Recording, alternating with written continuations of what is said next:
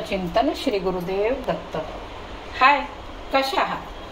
चला, आज आहे ना, छोटा नातू मागे लागला, आजी तिखटा मिठाचा शिरा कर। मी म्हटलं ठीक आहे, करूया। मोठा नातू आला आणि म्हणतो तिखटा मिठाचा शिरा करण्याचा मग व्हिडिओ बनवूया। म्हटलं ठीक आहे, जशी तुझी इच्छा। चला, तर आपण आज तिखटा मिठाचा शिरा मी बनवणार आहे। त्याला काय काय साहित्य लागतंय आपण आधी बघूया।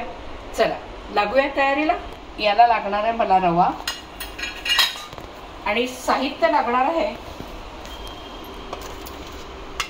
कांदा, कढीपत्ता, मटार घालणार आहे। ते मटार छान दिसतात हिरवे हिरवे म्हणून, आणि मिरच्या, आलं, तेल, आणि सजावटीसाठी आपल्याला लागेल बारीक शेव आणि खवलेलं खोबरं। तर हे सगळी तयारी आधीच करून ठेवलेली आहे, कारण उगीच मग व्हिडिओ लांबतो म्हणून। तर चला, आता पुढच्या तयारीला लागूया। मला लागणार आहे कढई, आणि ती कढई आपण आता तापवायला ठेवली आहे। त्याच्यात मी बरोबर ह्या भांड्याच्या मापाप्रमाणे 1.5 भांड मी रवा घेणार आहे, कारण साधारण 4 ते 5 जणांना पुरेल असा आपल्याला तिखटा मिठाचा शिरा करायचा।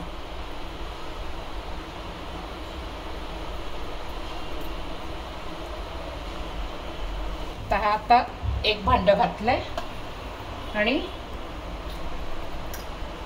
हे अर्ध भांड। आता हा रवा चांगला भाजून घ्यायचा आहे।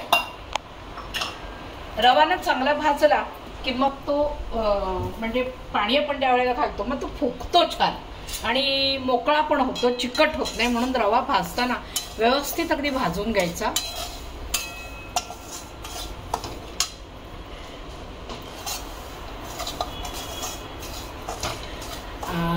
हे बघा, आता भाजायला घेतलाय।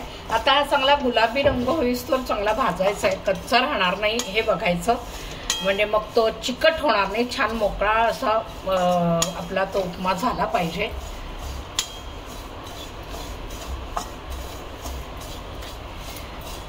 कसं असतं, नातवंडांच्या घरामध्ये ना सगळी पुढे नातवंडांचीच फरमाईश सुरू होते, आणि माझ्या घरात तर अगदी रोज नातवंडांची फरमाईश असते।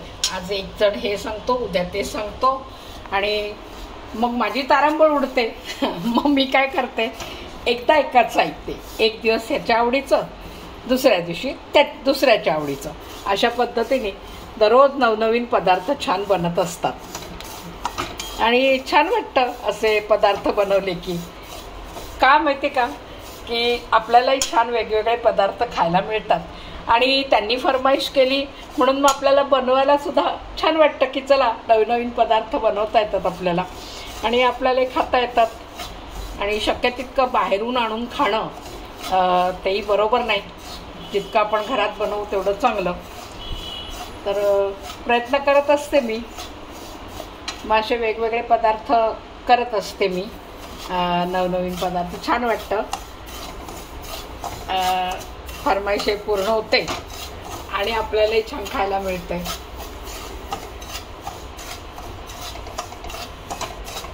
बघा, हा आता असा आपला रवा भाजला गेला। अगदी हे मंद आचेवरतीच रवा भाजायचा, अजिबात विस्तव मोठा नाही करायचा। जळला तर मग ते म्हणजे ते उपमा जो बनवणार आपण त्याला असं करपट असा वास यायला लागेल, म्हणून मग अगदी मंद आचेवरती छान भाजून घ्यायचा। तर हा छान भाजला गेलाय। आता या रव्याला मी बाजूला काढून ठेवते। पुढची तयारी, गॅस मी जरा बंद करते, रवा काढून घेते।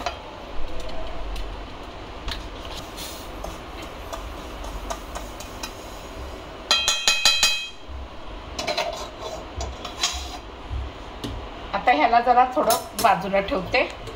तर पुढची तयारी करायची आपण, आणि आता उपमा करायचा आहे म्हणून आपल्याला फोडणी लागणार आहे करायला।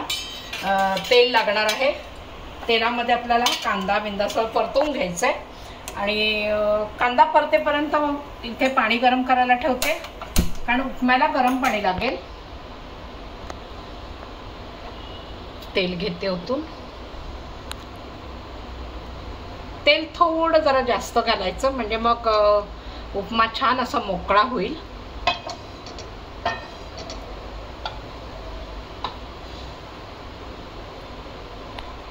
मगाशी मी अजून 2 गोष्टी दाखवायच्या विसरून गेले होते. तर आता लागणार आपल्याला फोडणीसाठी तेल घातलंय, मोहरी लागेल, जिरं लागेल आणि नंतर आपल्याला सजावटीसाठी वरती मग आपल्याला छानपैकी लिंबू, कारण लिंबू पिळल्याशिवाय उपम्याला मजाच येणार नाही. आणि लागणार आहे ती हळद, ही हळदही लागणार आहे. मगाशी सांगताना घाई होते म्हणून विसरले होते. चला आता तेल तापलं की आपण याच्यामध्ये मोहरी घालणार आहोत. मोहरी घातली की थोडा हिंग घालायचा. हिंग अशासाठी की पचनासाठी हिंग छान असतो, म्हणून हिंग विसरायचा नाही.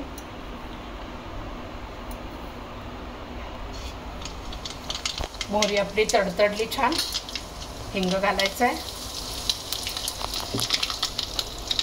आणि आता घालणार आहोत आपण जिरे.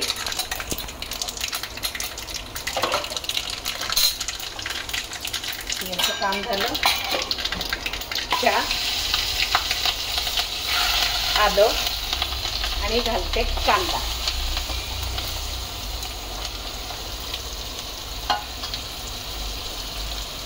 आता कांदा परतून घेते, तोपर्यंत आपल्या इथे पाणी पण टाकतंय.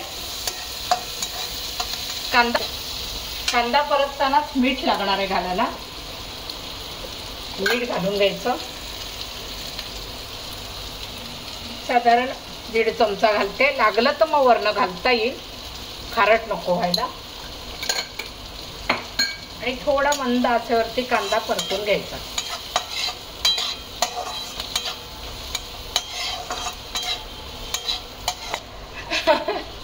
आता मस्त गरजा झाली काय. मोहरी टाकली ती तडतडायला लागली, पटकन मोहरी उडाली आणि कॅमेरामॅनच्या हाताला जाऊन चिकटली. बिचाऱ्याला चटका बसलाय मोहरीचा, पण ठीक आहे, असू दे, चटके बसलेच पाहिजेत. म्हणजे कळतं पदार्थ कसे बनवले जातात, बरोबर की नाही.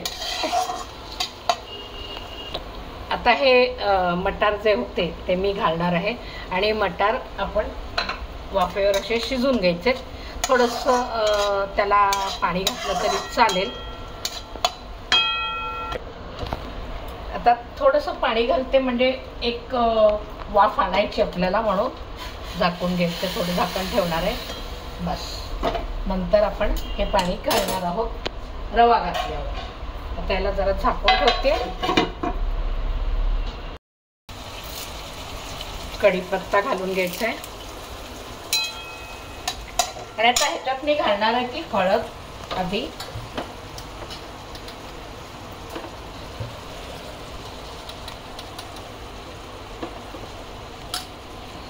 थोडीशी जास्त हळद लागते, म्हणजे साधारण 1.25 चमचा हळद घातली याच्यामध्ये, म्हणजे चांगला रंग आला पाहिजे म्हणून.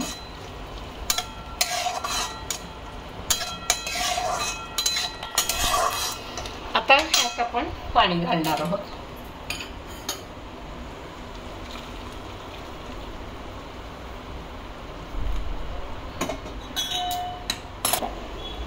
आता बघायला उकळी यायला लागली. आता गॅस बारीक करायचा आहे. गॅस बारीक केला की महा रवा घालून घ्यायचा आणि इकडून ढवळत राहायचं एका बाजूनी.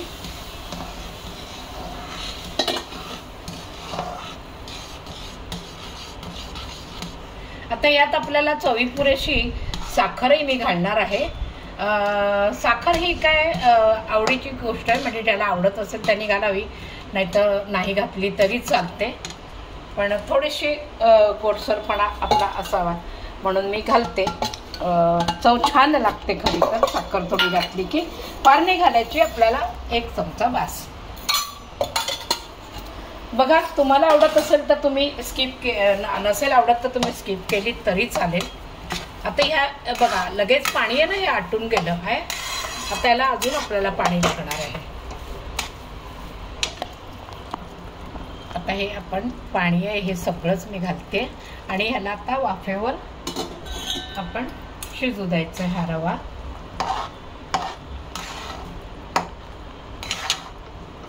मग छान अगदी झाकण घालून ठेवलं की मग हा रवा अजून छान फुगेल.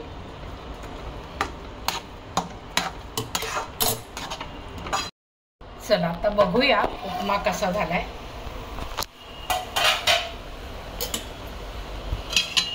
हा मस्त तयार झाला बघा. असा छान मोकळा असा उपमा बनतो.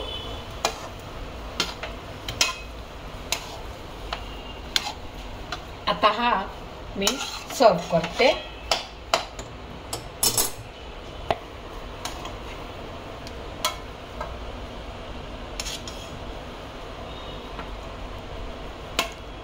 आता ह्याच्यात खोबरं घालायचं,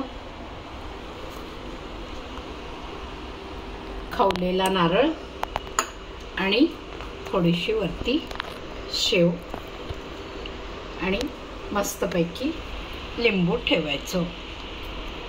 आणि ही तळलेली मिरची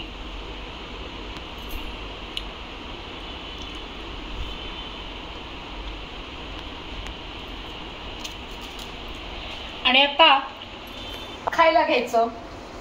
तर बघा टेस्ट करून पण मग काय विचार कसला करताय. चला या बघते कसा झालाय.